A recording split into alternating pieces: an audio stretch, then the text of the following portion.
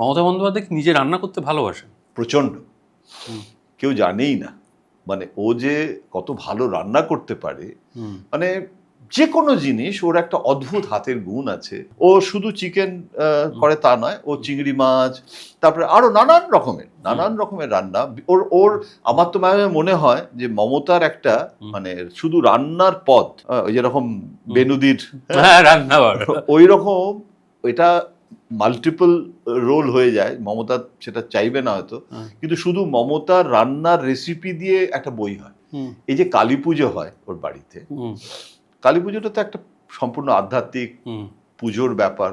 ও তো এখন তো না হিন্দুত্বের রাজনীতি হচ্ছে বলে দেখাতে হচ্ছে দেখো আমি হিন্দু, কিন্তু ও তো কোনোদিন হিন্দুত্বের রাজনীতি না করেও ও তো বরাবর ধরে এগুলো করে এসছে। আজকে তো হঠাৎ মানে নরেন্দ্র মোদীর জন্য আজকে বাড়িতে কালী পুজো শুরু করেছে তা তো নয়।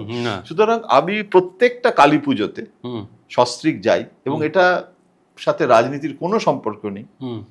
এবং যখনই যাই ও একটা ওই মাখা ওই সমস্ত খিচুড়ি ভোগ নিজে হাতে বানায়, নিজে রান্না করে, এবং ওই নিজের হাতে রান্না করা ওই খিচুড়ি ভোগ মানে এত কিছু ওর মধ্যে ইনগ্রেডিয়েন্টস থাকে সাধারণত ওইরকম, মানে অত কাজু কিশমিশ, মানে সাংঘাতিক। এবং ওটা ও গাল বলে না, গাল করে দিয়ে ওইটা নিজে হাতে করে এরকম ভাবে নিয়ে মুখে করে প্রত্যেককে খাওয়ায়।